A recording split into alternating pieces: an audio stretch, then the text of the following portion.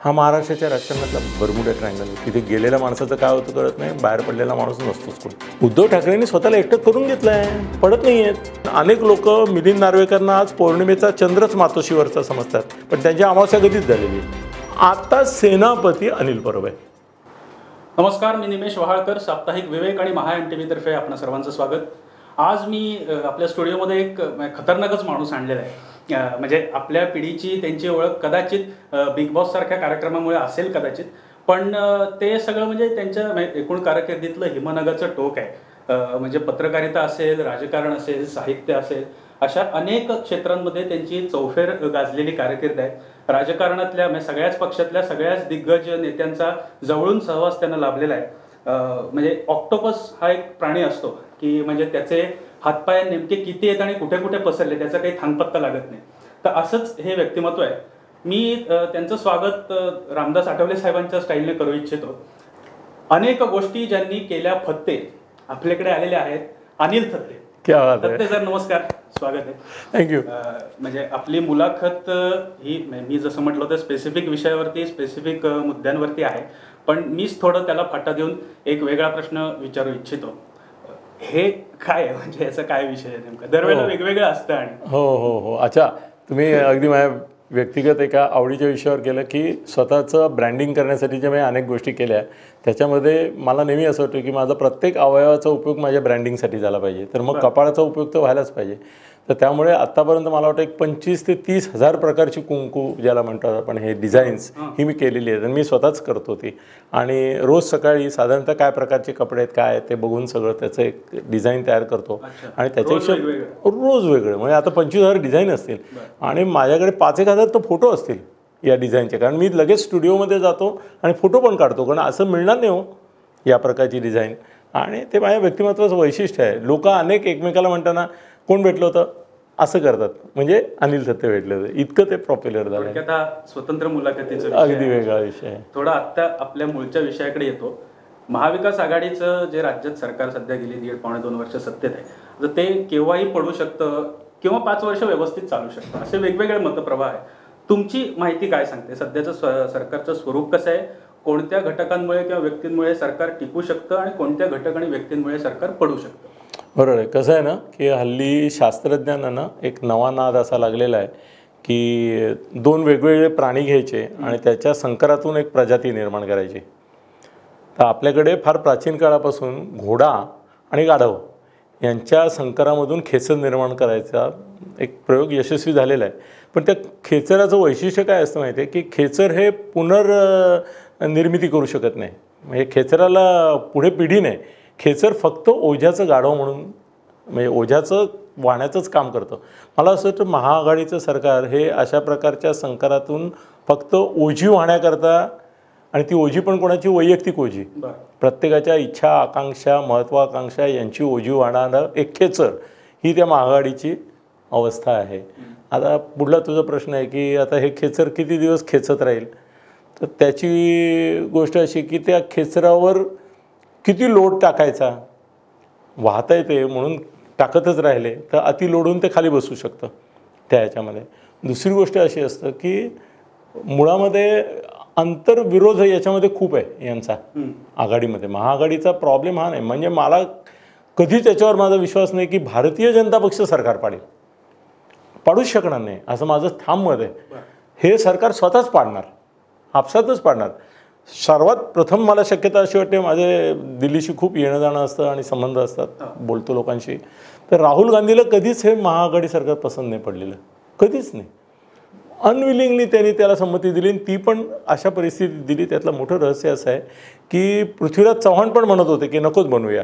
ते राष्ट्रवादीचे विरोधक आहेत आणि त्यांना ते असं एक निगेटिव्हिटी ठासून आहे त्यांच्यामध्ये की काही भलं नको व्हायला, कोणाचं काही हे नको, कोणाचा स्वार्थ साधता कामा नये, सगळे उपाशी तापाशीच राहिले पाहिजेत. याच्यातूनच ते राष्ट्रवादीला त्यांनीच संपवलं ना.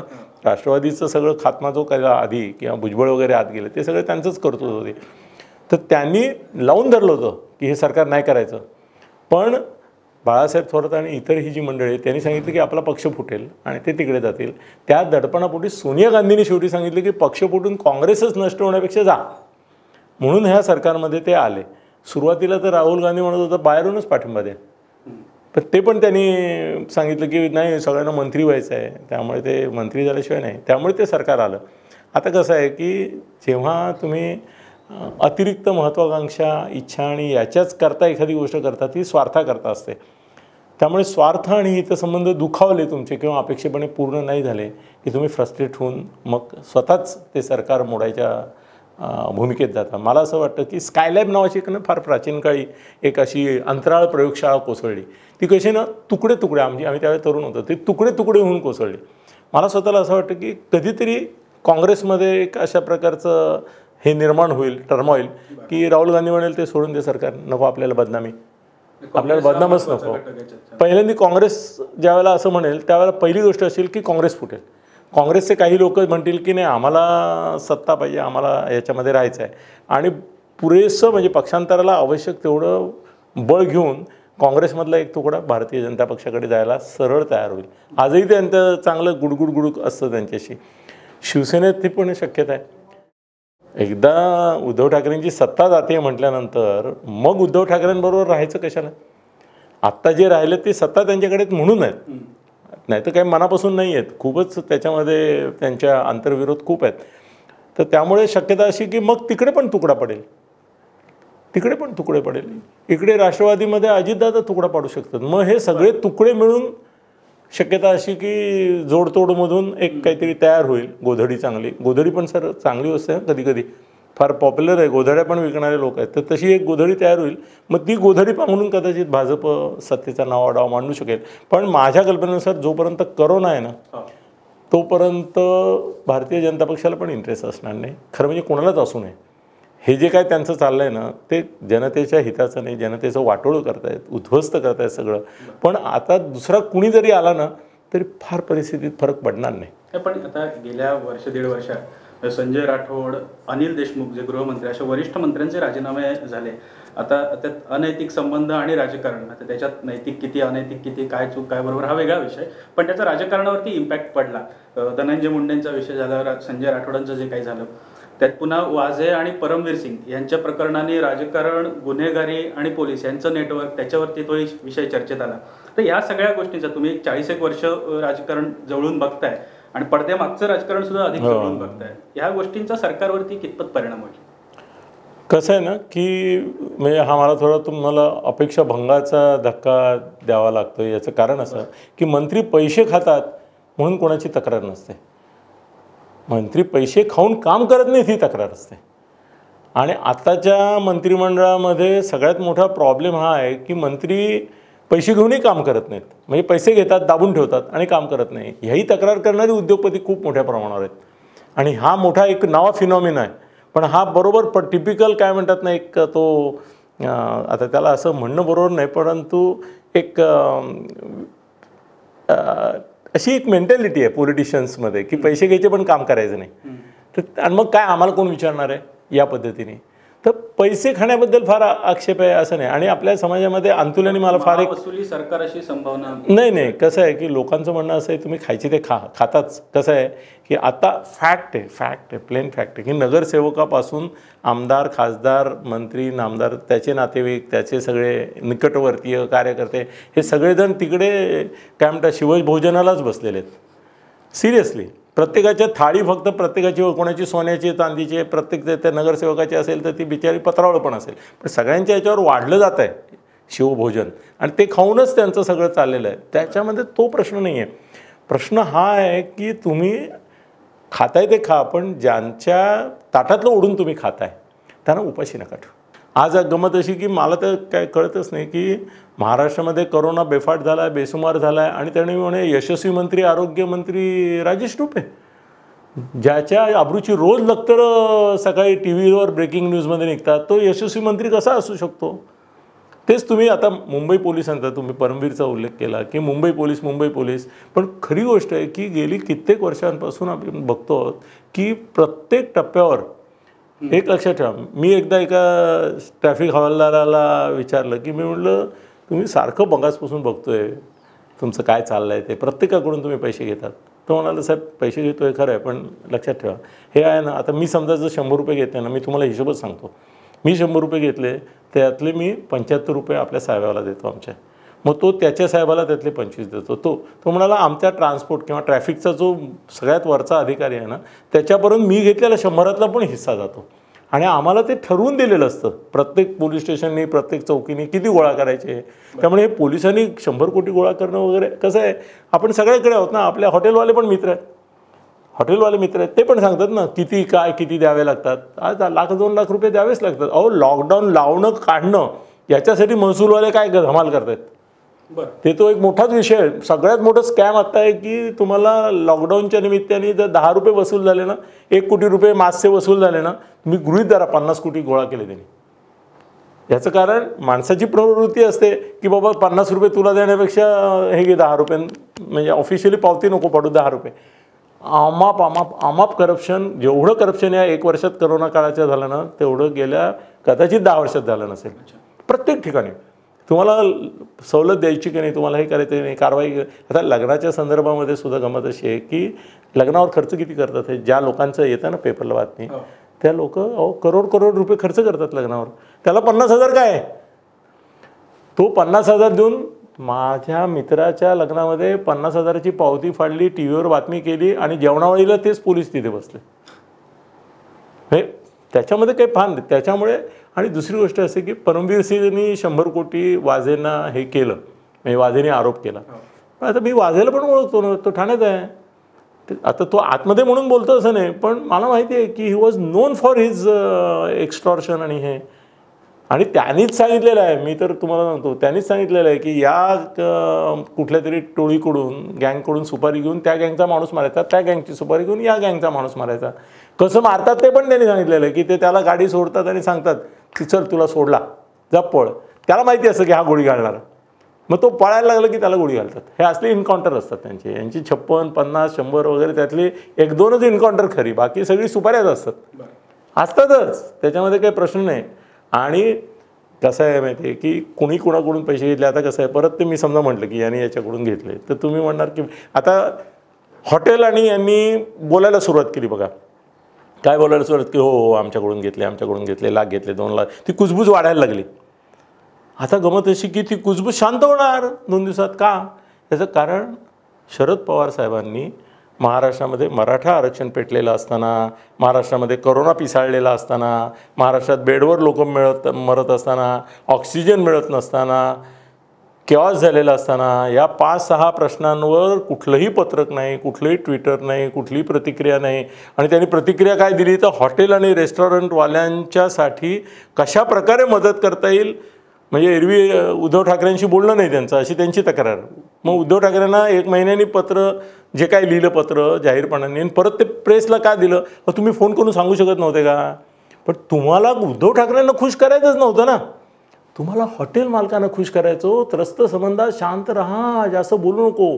तू ते परमवीर सिंह हे ते जास्त जो उकरत राहिला, तुझं ते बोलत राहिला, ते पैसे कुठून कसे फिरत गेले याचे जर सगळे त्या गंगा जमुनांचे उपप्रवाह सगळे तपासायला झाले तर माझी माणसं अडचणीत येतील. आणि मुख्य म्हणजे अनिल देशमुख आतमध्ये आहे, त्याच्याविरुद्ध सगळ्यात मोठे पुरावे हॉटेल मालक देऊ शकतात. की हा जे म्हणाला की 1.25 कोटी 50 लाख गोळा करायचे ते कसे 1-2 लाख. तर असे जर 10 हॉटेलवाले निघाले आणि म्हणाले की हो आम्ही दिले किंवा आम्ही मागितले तर झाला ना, संपला ना अनिल देशमुख हा विषय. तर त्यामुळे माझं म्हणणं असं आहे की आज एवढे महाराष्ट्र पेटलेला असताना इकडे हॉटेल आणि बारवाल्यांची शेकोटी लावून ती विझवण्याचा प्रयत्न चाललेला आहे. चुकीचं आहे की नाही? मी निषेधार्ह नाही म्हणणार, पण आक्षेपार्ह तर नक्कीच म्हणेन. मग असं का केलं? मी माझं डोकं नेहमी तिरकत चालतं, सरळ चालतच नाही. मी विचार करतो की मला साहेबांकडून काय अपेक्षा आहे. मी त्यांच्याबरोबर काम केलेलं, त्या साहेबांकडून काय अपेक्षा आहे. त्यांनी असं तळमळून बोलावं की हे काय चाललं आहे, ऑक्सिजन नाही मिळत, हे काय माणसं मरत आहेत, हे काय बेड मिळत नाहीत. अरे मराठा आरक्षण जाणता राजा कुणाचा? मराठा समाजाचा. म्हणून मराठा समाजाने शिरोधार्य मानलेली व्यक्ती, त्यांनी मराठा समाजामध्ये एवढा असंतोष आहे. आज मराठा पोरं जे आहेत ती अरे मुंडन सोडा, उद्या ती आत्मदहन करणार आहेत. केलंच आहेत त्यांनी यापूर्वी. 50-60 आज आत्महत्या केलेत लोकांनी, आत्महत्या केल्या, हुतात्मा झाले. इतका तो मराठा प्रश्न तीव्र आहे. 10-20 लाख लोक बाहेर आले, आजही येतील. करोनामुळे नाही आले तरी कधी येतील. तो प्रश्न नाही मी घ्यायचा, त्याच्यावर नाही बोलायचं. मला तर इतकं वाईट वाटलं खरंच. माझं त्या कुटुंबाबद्दल एक मनामध्ये खूप आदराची भावना आजही आहे. हे मी जरी बोलत असलो ना, हे दुःखाने बोलतोय, हे मी काही टीका म्हणून नाही बोलत आहे. सुप्रियाताईंनी शरद पवार साहेबांची गाडीमध्ये मुलाखत घेतली. माझी मुलगी अमेरिकेत आहे, ते तिथून मला विचारते, बाबा करोनाचं कसं आहे भारतामध्ये, किती सिरियस आहे, खरोखरच इतक्या मोठ्या प्रमाणावर लोक मरतात का. तिला तिथे बसून इथली काळजी आहे. आणि ती मला आम्ही वैयक्तिक बोलतच नाही, समाजात काय चाललंय, कुठे काय चाललंय, तिला याच्यात पण इंटरेस्ट आहे. ती म्हणाली ते मराठा आरक्षण रद्द झालं तर तुमचे बरेच मराठा मित्र त्याच्यामध्ये होते, ते खूप चवताळले असतील ना. गाडीमध्ये बसून कामगार चळवळीच्या काळामध्ये कुठल्या हॉटेलमध्ये तुम्ही जात होता, मग ते कशा अरे हे काय नॉस्टेल्जियामध्ये जाऊन चर्चा करायची वेळ आहे का. मुलीने असं विचारलं पाहिजे की बाबा हाणायचं आपण बाहेर पडलो, मला सांगा ना तुमचं मनोगत की हा मराठा समाजासाठी काय होणार आहे, हो काहीतरी होणार आहे का नाही, का हे असंच राहणार आहे. त्याच्याबद्दल काहीच नाही विचारत ती, आणि ती आठवणीत रमते. नाही, सुप्रिया पण संवेदनाशील आहे, तर तिची संवेदनाशीलता आमच्यापर्यंत पोचली पाहिजे. साहेब तर संवेदनाशील आहेतच आहेत. मग आम्ही काय अर्थ घ्यायचा की आमच्याकडे लक्ष नाही का तुमचं, आमच्या मराठा मुलांकडे लक्ष नाही का, कुणाकडे लक्ष नाही. मग कुणीतरी जेव्हा म्हणतं की व नाही हा प्रश्न मुळात सोडवायचा का नाही याच्याबद्दलच शंका आहे, मग आम्ही अस्वस्थ होतो. मग आमचं जे प्रेम आहे, आमची श्रद्धा आहे, मी या भाषेत बोलतो. मी साहेबांबरोबर शरद पवार साहेबांबरोबर काम केलं ना, त्यावेळेला मी जीवनात असं नेहमी म्हणायचो की माणूस जर असा, आणि त्यावेळेला ते सांगायचे की फार महत्त्वाचं वाक्य आहे. कधीची गोष्ट आहे ते, मी त्यांच्याबरोबर 1975 ते 78 साली ते मुख्यमंत्री झाले. हां, 75-78ला मुख्यमंत्री आणि ऑफिशियल सगळे इसर मी त्यांच्याबरोबर 3 वर्ष मी रामकृष्ण मोरे होतो. तर त्यावेळेला ते असं सांगायचे की मी राजकारणाकडे करिअर म्हणून बघतो, मी राजकारणाकडे राजकारण म्हणून बघत नाही, करिअर म्हणून बघतो, आणि या महाराष्ट्राचं मुख्यमंत्री होणं हे माझ्या करिअरचं ध्येय ठेवूनच मी काम करतो. प्रत्येक काम करताना माझ्या मनामध्ये तो विषय असतो. आज त्यानंतर आम्ही असं समजत होतो की पंतप्रधान पद हे त्यांच्यासाठी दुसरं टार्गेट आहे. आज पंतप्रधान पदाचं स्वप्न तुम्ही पाहत असाल तर आमच्या स्वप्नांची पायदळी तुडवून तुम्ही नाही करू शकत. ते आम्ही दुःखी आणि तुम्ही सुखी असं नाही होऊ शकणार. तर त्यामुळे मला फार वाईट वाटतं की ते एक तर हॉटेलवाल्यांची बाजू घेतली महाराष्ट्राला. मला नाही वाटत कोणाला पटलं असेल. सामान्य मी आज सकाळपासून बोललो तर बऱ्याच लोकांनी मला असं सांगितलं की महाराष्ट्राचे ह्या 5 विषयांपैकी हॉटेल आणि बार मालकांचा विषय म्हणजे वणवा लागलेला असताना खरंच मी म्हटलं तसं शेकोटी विजवा असं झालं ना. ते नॉट फेअर. आणि साहेबांकडून अपेक्षा नाही. तो महाराष्ट्राचा म्हणजे सचिन जसा क्रिकेटचा गॉड आहे तसा खरोखरच राष्ट्रवादीवाल्यांसाठी नाही, महाराष्ट्रातल्या किती तरुण पोरांसाठी आजही ते गॉड आहेत. गॉडफादर तर आहेतच आहेत, त्यांच्याकडून नाही अपेक्षा. सत्य सर, तुम्ही आता 2-3 मुद्द्यांचा उल्लेख केला. आता राज्यात सत्तेच्या केंद्रस्थानी किंवा मुख्यमंत्रीपदी उद्धव ठाकरे आहेत. ठाकरे परिवाराची ऑपरेटिंग सिस्टीम ही म्हणजे आजच नाही, आधीपासून तो एक कुतूहलाचा उत्सुकतेचा विषय राहिलेला आहे. तुम्ही बाळासाहेबांपासूनची शिवसेना आणि बघितलेली आहे. बाळासाहेबांचा तो जो रिमोट कंट्रोल असायचा तो आज कोणाच्या हाती आहे? उद्धव ठाकरेंच्या हाती आहे का? उद्धव ठाकरे हे सत्ता केंद्र कितपत शक्तिशाली आहे किंवा सक्षम आहे? आणि समजा नसेल तर पडद्यामागचे सूत्रधार आत्ता कोण आहेत जे ऑपरेट करतात? एक महत्त्वाची गोष्ट मला असलेल्या ऑथेंटिक माहितीच्या आधारे मी असं सांगू शकतो की कसं आहे की रिमोट कंट्रोल हा दुसऱ्यावर असतो. म्हणजे मनोहर जोशी मुख्यमंत्री आहेत तर त्यांच्यावर बाळासाहेबांचा रिमोट असू शकतो, पण बाळासाहेबांचं जर मुख्यमंत्री असते तर रिमोट हा विषयच राहिला नसता. त्यांच्या स्वतःच्या मनावर कंट्रोल आहे की नाही हा विषय आला असता. आज उद्धवच स्वतः मुख्यमंत्री आहेत ना, पण त्यांच्यावर आणखीन कोण रिमोट कंट्रोल ठेवणार? हां, त्यांच्यावर प्रभाव टाकला जाऊ शकतो. रिमोट कंट्रोल म्हणजे टोटली कोणता चॅनल दिसायचा, कोणता चॅनल बघायचा, ऑन ऑफ सगळं रिमोटच्या हातात असतं. ते बाळासाहेबांच्या हातात होतं. म्हणजे मनोहर जोशी असे ऑफ दी रेकॉर्ड म्हणलं तर माझे मित्र होते, मी त्यांचं सगळं मीडिया वगैरेचं काम बघत असतो. तर ते काय करायचे की बाळासाहेब तिकडून एखाद्याला सांगायचे जा मनोहर जोशी सही करतील. मग तो विचार उड्या मारत यायचा की आता बाळासाहेबांनी म्हटलं आहे सही करणार म्हणजे करणार. पण मनोहर जोशींकडे गेले की मनोहर जोशी म्हणायचे की ठीक आहे, मातोश्रींनी तुम्हाला सांगितलं माझ्याकडून सही घ्या, पण हे विसरू नका की मी पिताश्री आहे. सिरियसली आय स्वेअर ते असं सांगायचे ओपनली. कारण ते जर मोकळेपणाने बोलतं तेही मोकळे म्हणायचे. ते म्हणाले तिकडे वरती 21 मोदक दिलेत पण इथे उंदराला पण गुळ खोबरं द्यावं लागतं असं बोललेलं मी ऐकलेलं स्वतः. तो काय बोलले हे बोलले. आणि गंमत अशी झाली की ते पिताश्री मग अडवायचे ते. आणि बाळासाहेबांना असं वाटायचं एकदा सांगितलं की काम झालं, पण तो रिमोट कंट्रोल जो आहे तो सुद्धा चालू द्यायचा की नाही हे TV ठरवायचं आहे. हे त्यावेळेला पण मी बघितलेलं आहे. व्हीने ठरवायचं की हा रिमोट कंट्रोल कुठपर्यंत मानायचा. आता गंमत कशी आहे की आता एक कोटरी असा शब्द दिल्लीत वापरतो आपण दिल्लीत कधी गेलो ना तर एक प्रत्येक मिनिस्टरची कोटरी असते. कोटरी म्हणजे एक निकटवर्तीय वळतो. आत्ता उद्धवजींचं कसं आहे की त्यांच्यावर रिमोट कंट्रोल नाही कोणाचा. कोणी त्यांना अमुक करा तमुक करा. म्हणजे बाळासाहेब कसे म्हणायचं उठ म्हटलं की उठ, बस म्हटलं की बस, हा रिमोट कंट्रोल. असल्या रफ पद्धतीने कुणी काही आता हे करत नाही. आता कसं आहे ना प्रभाव टाकतात आणि हा प्रभाव कसा टाकतात ना एक नवा प्रकार शिवसेनेच्या कोटरीमध्ये निर्माण झालेला आहे. तो म्हणजे स्नेहसंबंधातून हितसंबंध सांभाळणं. कसं म्हणजे असं की तुमच्याशी जवळीक साधायची, तुमच्याशी मैत्री करायची, तुमच्या विश्वासात जायचं आणि मग त्या विश्वासाचा उपयोग करून हा माझा मित्र आहे, तो माझा मित्र आहे, त्याचं एक काही काम माझ्याकडे आहे, याचं काही एक काम माझ्याकडे आहे, तो मला सांगतानाच सांगतो. बरं हल्ली काय सगळं सोपं झालं आहे. हल्ली कुणी तुम्हाला पैसे देतो असं बोलतच नाही, लक्षात ठेवा. तो असं म्हणतो पार्टी करता पैसे द्यायची माझी तयारी आहे. म्हणजे कसं ना पाप लागत नाही हो कोणाला. हा पार्टीसाठी जो शब्द आहे ना तो मोठा सुखद असतो. सगळ्यांची सोय आहे त्याच्यामध्ये. साहेब पैसे खातच नाहीत, पार्टीला लागतात तेवढे, फक्त ते परस्पर जमा होतात असं म्हटलं म्हणजे तेही सुखी.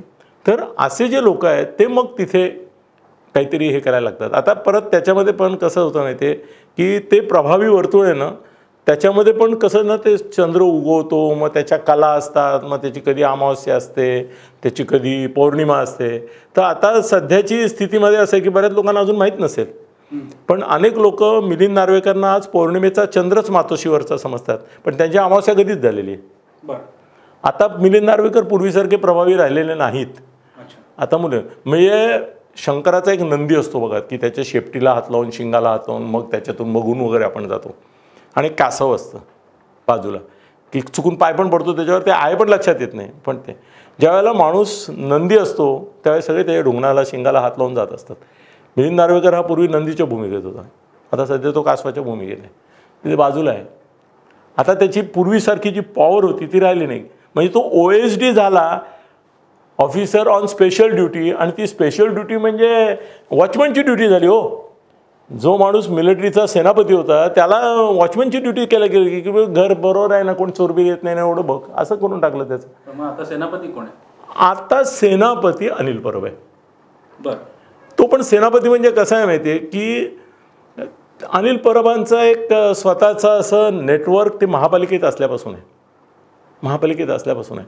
कसं आहे ना की प्रत्येक मोठ्या माणसाला एक असा विश्वासू माणूस लागतो की जो त्याचे सगळे व्यवहार बघेल. आणि ते काम अनिल परब प्रामाणिकपणे करतात. त्यामुळे आता अनिल परब हा राईट हँड आहे उद्धवजींचा. बरं अनिल परबांचं वैशिष्ट्य आहे की ते ॲडव्होकेट वगैरे आहेत, एवढ्या वर्षांचा अनुभव आहे वगैरे वगैरे आहे, तरी पॉलिटिकल ज्याला डेप्थ मॅच्युरिटी आणि एक प्रकारचं एक वलय पाहिजे पॉलिटिकल वेटेज ते त्यांच्याकडे नाही. ते काय शिवसैनिक आहेत. शिवसैनिक असे आहेत की सांगितलं की जाऊन याला उडवतो उडवणार, ही एक वेगळी जात आहे. आणि मनोहर जोशी कसे होते की ते विचारी होते, त्यांना एक परिपक्वता होती, ते सल्ला देऊ शकते, ते चांगले सल्लागार होते. आत्ता उद्धवजींचा प्रॉब्लेम असा आहे की ते स्वतःचा काय सल्ला घेतात ते सोडून त्यांना सल्ला नाही, सल्ला देऊन गार करणारेच लोक आजूबाजूला झालेत सगळे. त्यांचा सल्ला ऐकून तरी सगळे गोंधळ होतात असं अनेकदा मला वाटतं की यांचे सल्ले नाही ऐकले तर बरं. मग आता काय केलं आहे अनिल परबांनी, एक 4-5 लोकांचं स्वतःचंच एक हे तयार केलेलं आहे की मी मध्ये जसं म्हटलं एकदा की व शिवसेनेचे मंत्री हा एक वेगळा विषय आहे.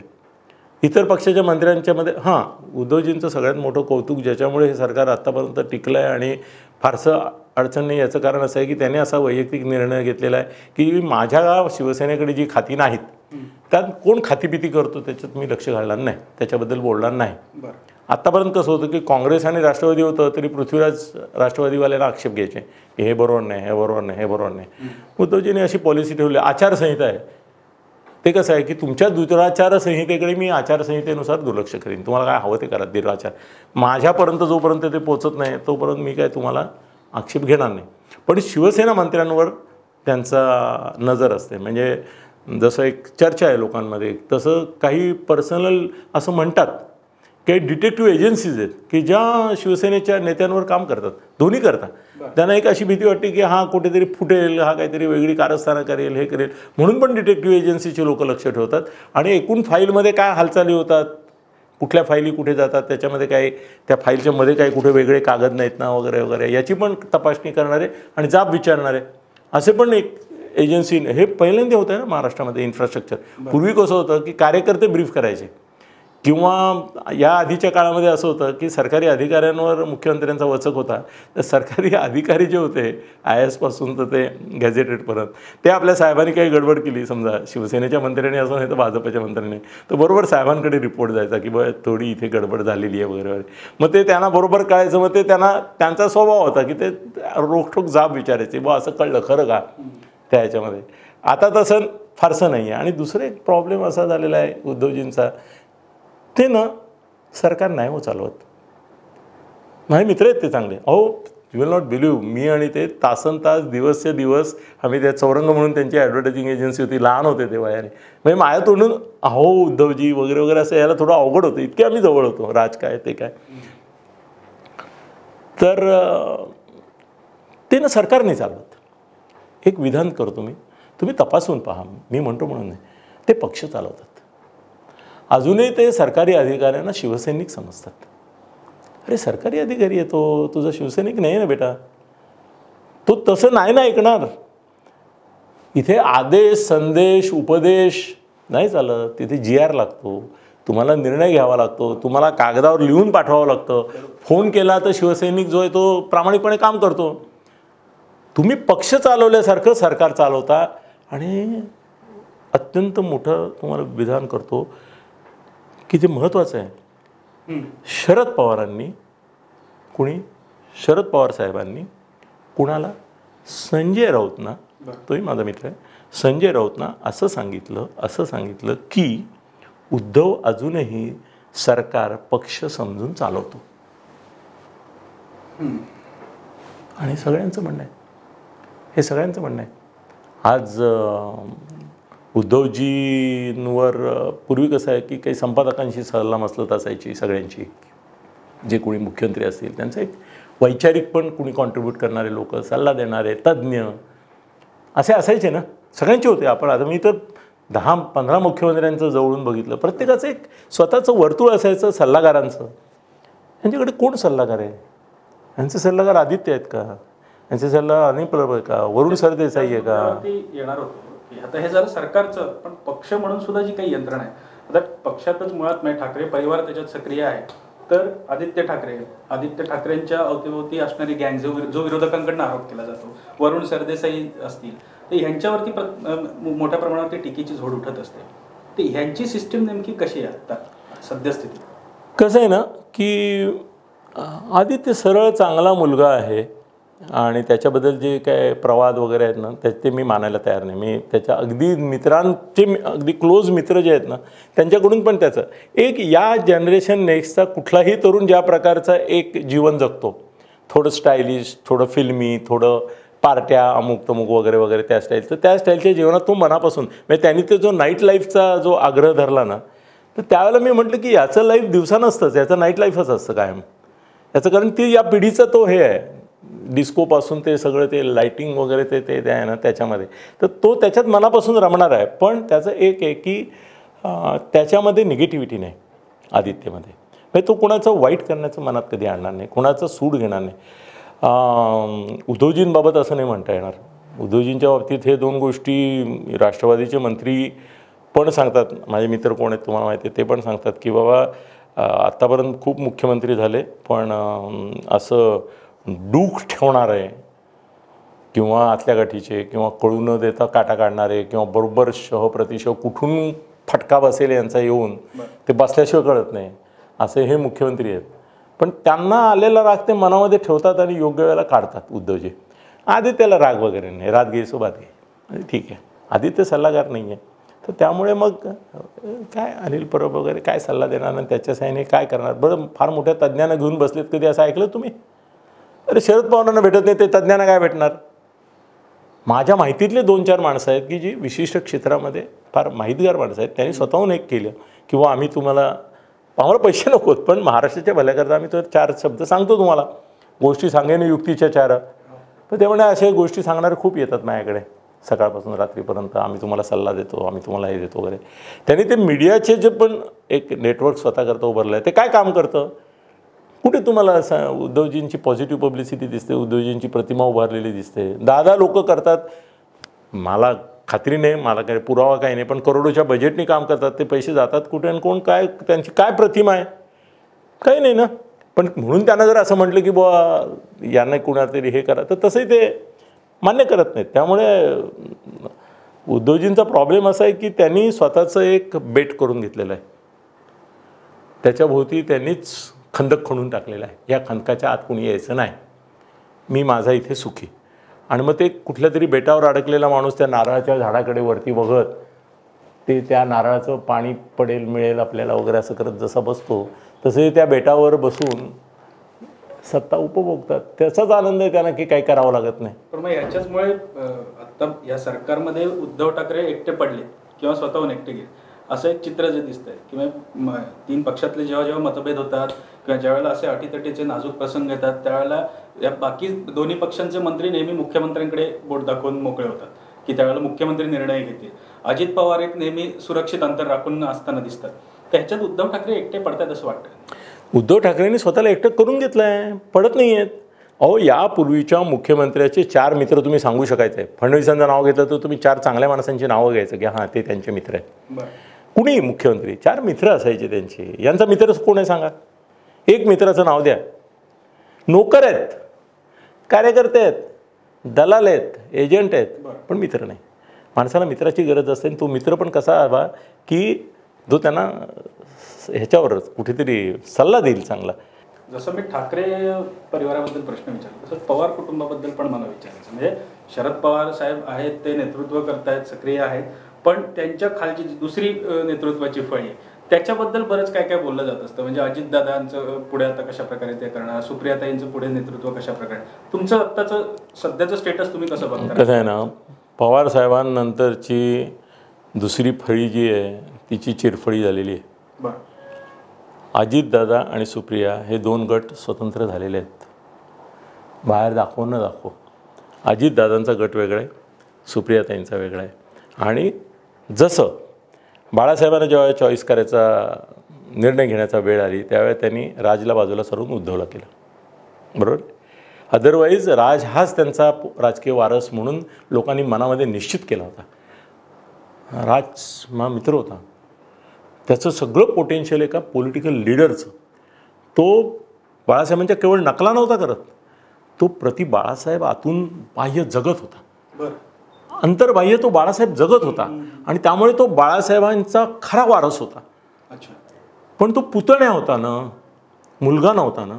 तर त्यामुळे एक क्षण असा आला की ज्या वेळेला राज बाजूला गेला, बाजूला काढलं गेलं, त्याला एक व्यूहरचना करून नियमित बाहेर केलं. कारण त्याची लोकप्रियता, त्याची बोलणं हे ते लोकांना बाळासाहेब दिसायचे हो त्याच्यात. लोक असं म्हणायचे वाह वाह वाह, साहेबांचा अनुभव आला. ते चालत नव्हतं, त्यामुळे त्याला बाजूला काढला.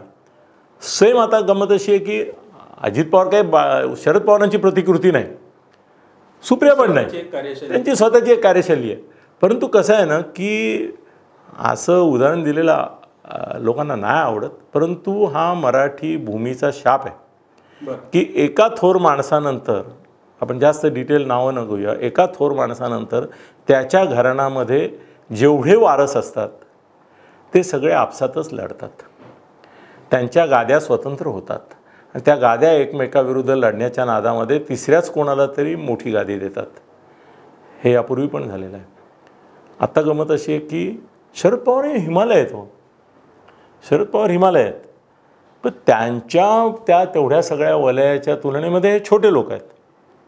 सुप्रिया तिचे काही गुण आहेत, तिचे काही हे आहेत, अजितदादांचे काही गुण आहेत, काही दुर्गुण आहेत त्या ह्याच्यामध्ये, पण ते दोघंजण त्यांच्या सांधे जोडणे. किंबहुना मला तर स्वतःला असं आत्ता जी काय मला माहिती मिळते त्याच्यावरून आत्ता शरद पवार साहेबांच्या साम्राज्याचं काय म्हणतात त्याला, पॉवर ऑफ अटर्नी, बरा शब्द सुचला मला, पॉवर ऑफ अटर्नी ही सुप्रियाताईंकडे. अच्छा. शरद पवारांच्या राजकीय, सामाजिक, आर्थिक, शैक्षणिक नाव जितके किक होतात तेवढे सगळे त्यांची पॉवर ऑफ अटर्नी सुप्रियाताईंकडे आहे. सुप्रियाताईचं ठरवतात. पण मग ते आधी काय काय ठरलं होतं की राज्यातलं राजकारण अजितदादा बघतील, केंद्रातलं सुप्रियाताई बघतील? हो, जिथे आदल्या दिवशी असं सांगितलं जातं अजितदादांना की जा तू शपथ घे, आणि तो शपथ घेऊन बाहेर येईस तो सांगितलं जातं जा घरी जा, आता नाही करायचं आपल्याला. एवढे तर तुम्ही रात्री डिसिजन बदलता ना.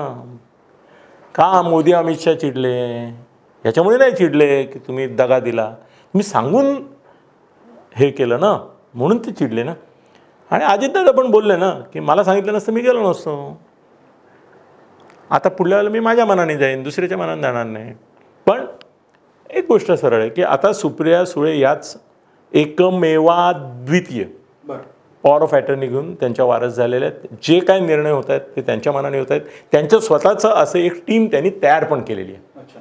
आणि अजितदादांची टीम विस्कळीत झालेली आहे, कारण अजितदादांचं नेमकं भवितव्य काय ह्याचा अंदाज येत नाही आहे. आणि कसं आहे की त्यांचं भवितव्यामध्ये प्रॉब्लेम असा आहे की अजितदादा एक असं शून्य आहेत की ज्याच्या पुढे शरद पवार नावाचा एक ठेवला की ते 10 होतात, तर शरद पवारांचा एक काढला की ते 0 होतात. ही ट्रॅजेडी असते अशा नेत्यांची की त्यांची 0 म्हणून किंमत असते, ती हिरो म्हणून नसते ना तोपर्यंत, जोपर्यंत पुढे आकडा येत नाही. शरद पवारांच्या सान्निध्य किंवा आशीर्वादाशिवाय अजित पवार काय आहेत हे अजून सिद्ध झालेलं नाही. याच्या उलट सुप्रिया सुळेंच्या बाबतीमध्ये असं की त्यांना आशीर्वाद मिळालेला आहे, हे सर्वश्रुत आहेत. आतल्या लोकांना सगळ्यांना माहिती आहे. अहो जे लोक अजितदादांचे फोटो होर्डिंगवर लावून त्याच्यापुढे असं प्रार्थना म्हणायचे, त्या लोकांच्या होर्डिंगवर अजितदादा दिसत पण नाहीत, आणि त्या अजितदादांविरुद्ध मोर्चे काढतात, अजितदादांना शिवीगाळ करतात. इथपर्यंत बघितलं का नाही आपण? मग ते कशामुळे? कारण ते सगळे आता इकडे आले सुप्रियाताईंकडे. असा विचार केला ना तर कदाचित जर उद्या त्या मुख्यमंत्री झाल्या ना तर दुसरे उद्धव ठाकरे मुख्यमंत्री झाल्यासारखं होऊ शकेल, इतक्या त्या त्यांच्याशी साधर्म्य असलेल्या आहेत.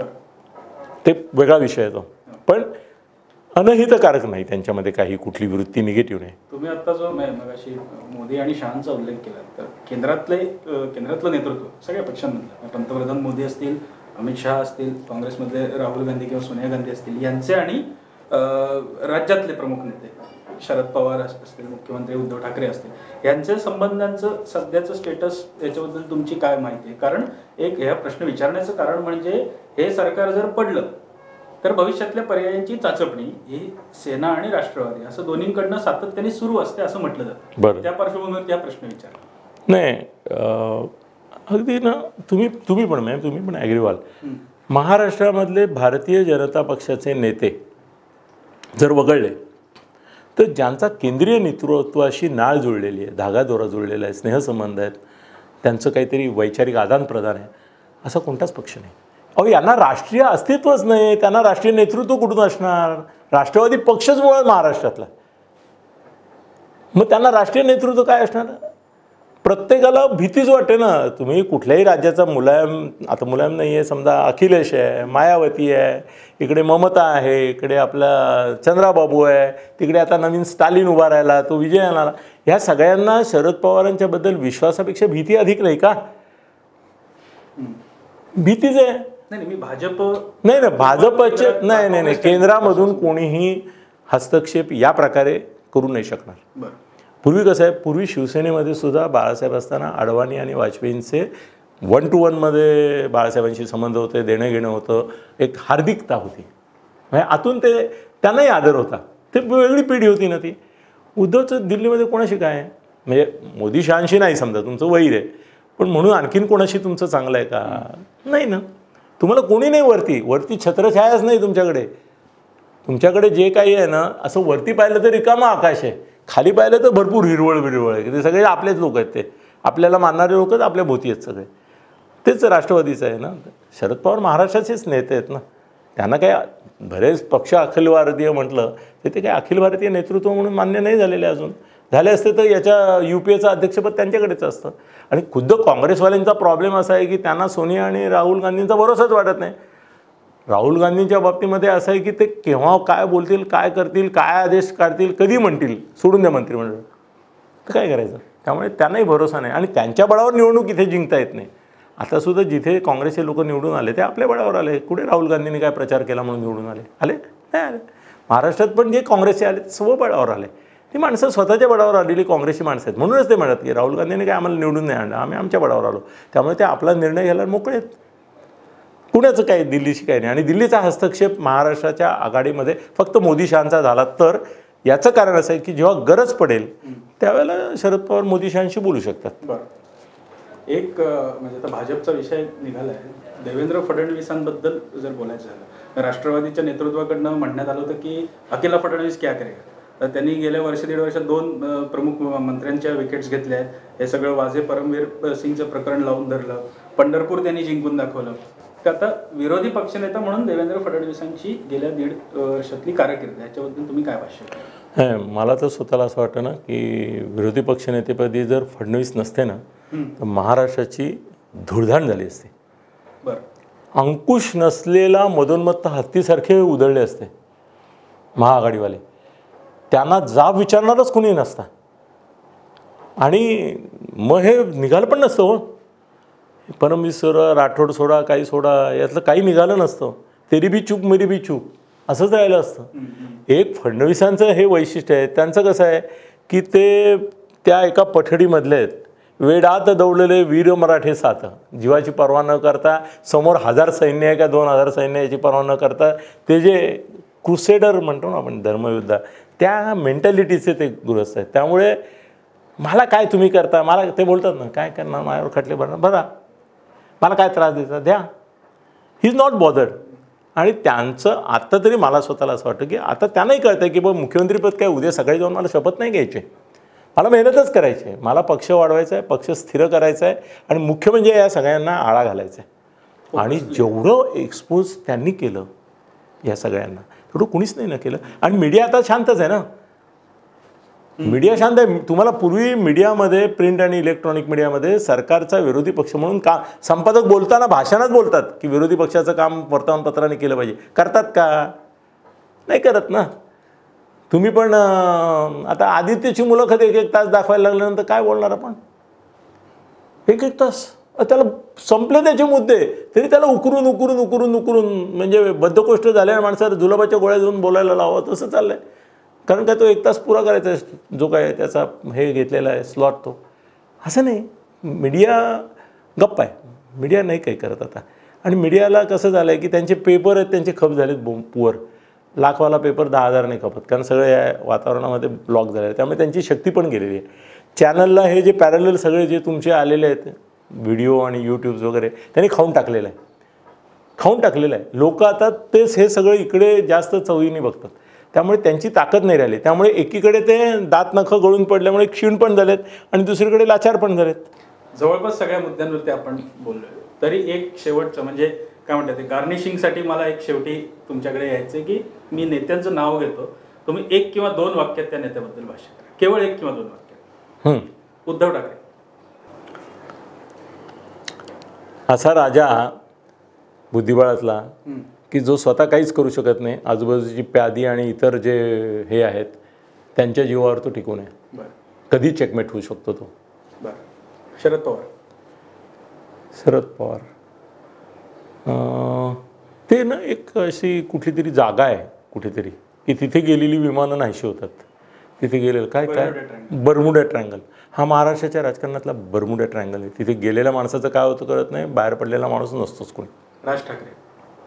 राज ठाकरे हे ना खरोखर असं एक अद्भुत रसायन मी फार जवळून होतं की बाळासाहेब ठाकरे होण्याची ताकद, बुद्धी, धार असलेलं असं ते व्यक्तिमत्व जे आहे ते नुसतंच साहेब होण्यावर समाधानी झालं.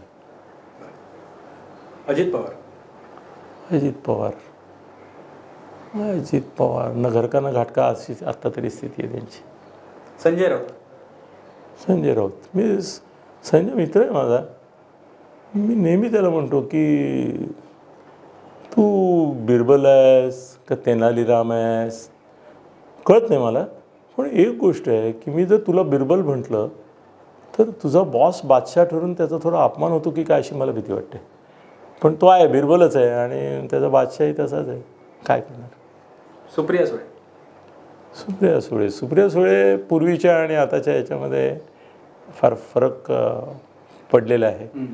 मला असं वाटतं की ते आता सुळे कमी आणि पवार जास्त झालेत. बरं, आदित्य ठाकरे आदित्य ठाकरे अजून ना ते आता मला नाती आहेत छोट्या छोट्या त्या ना बघितलं मी ते अजून ते खुळखुळा असतो ना असं वाजवत अजूनही तिच्याशी गप्पा मारण्यापेक्षा किंवा दुसरं काही ॲक्टिव्हिटी करण्यापेक्षा तिच्यासमोर नेऊन खुळखुळा वाजवला ना की ती भयंकर खुश असते हातपाय उडवून वगैरे असं रिस्पॉन्स देते हे आमचं असंच खुळखुळा वाजवला की खुश होणारं पोरग आहे. बाळासाहेब थोरात तर कसं आहे बाळासाहेब थोरात आहे ना प्रदीर्घ काळ राजकारणामध्ये वगैरे आहेत ते मॅच्युअर माणूस आहेत पण त्यांना ना आता कसं आहे ना की लॉटरीचं तिकीट लागलेलं आहे आता त्यांना असं सारखं वाटतं की बाबा आणि कसं झालं की अजून ते लॉटरीचं तिकीट त्यांना इनकॅश नाही करता आलेलं त्यांच्या काही मर्यादा आहेत पक्षाच्या मर्यादा आहेत त्यांच्या स्वभावाच्या मर्यादा आहेत त्यामुळे ते लॉटरीचं तिकीट घेऊन असं सारखं फिरत असतात आणि म्हणत असतात बघितलं ना मला 1 करोडची लॉटरी लागली आता ती इनकॅश कधी होणार कोणाला माहिती. देवेंद्र फडणवीस मला वाटतं की एक आता धर्म हा शब्द लावला की त्याला वेगळा अर्थ होतो पण आत्ता तरी ते धर्मयोद्ध्याच्या भूमिकेत मला दिसत आहेत खरोखरच म्हणजे he is a crusader he is a fighter he is a leader आणि ते नसतील तर महाराष्ट्राचं काय होईल अशी भीती वाटते इतकी म्हणजे ते काय तुमच्याकडे बोलतोय म्हणून नाही हे मी बाहेर पण बोलतो की विना फडणवीस तुम्ही महाराष्ट्राची कल्पना करू शकत नाही इथल्या सुख शांती आणि याच्यामध्ये नाही. एकनाथ शिंदे